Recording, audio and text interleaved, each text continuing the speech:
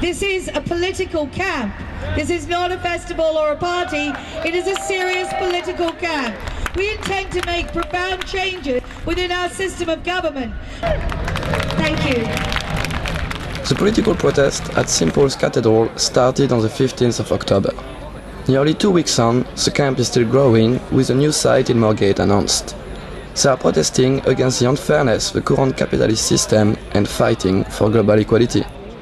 I think that people are proposing change, and if they're critical of what there is here, then they should come along and have a look at what there is here, and speak to a variety of people, and they'll find that there are all sorts of answers being put forward, and at least the people here are trying. There's a sign over there that says the bankers are allowed to print money, we're not, because that makes us criminals. You know what I mean? At the end of the day, it doesn't matter what nationality you are, what creed you are, like where you come from, doesn't matter whether you're a queen, king, doesn't matter you're a politician, a guy on the street. At the end of the day, we are all equal, the whole world should be as one.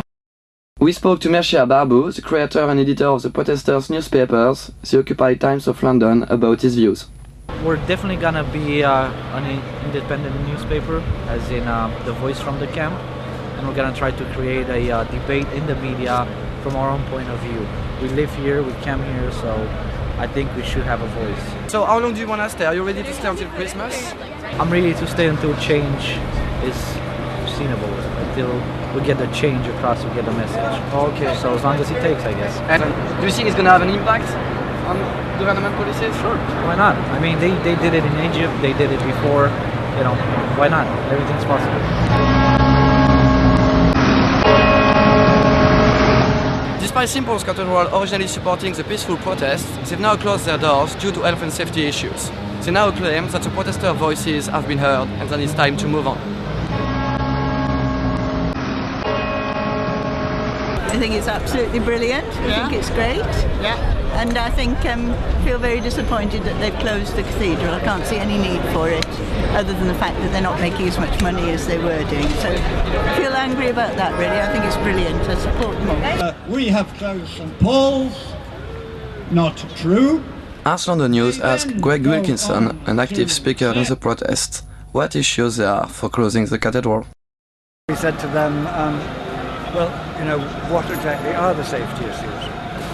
If you've had a report saying it's going to be unsafe, perhaps we can see it and then we can put things right. And they said, no, we can't show you that. And absolutely refused to go any further. We want people to go through. We want people to be safe. We want people to be happy. We certainly don't want to keep anybody out. How far are you ready to go?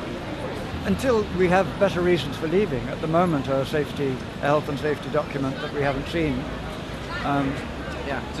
They have closed the church for their reasons. Okay, yeah. They haven't closed them because of us.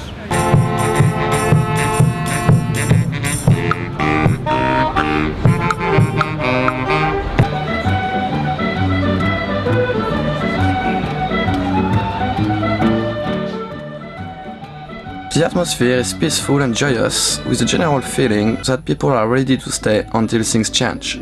However, the church is now planning legal actions to make them go away.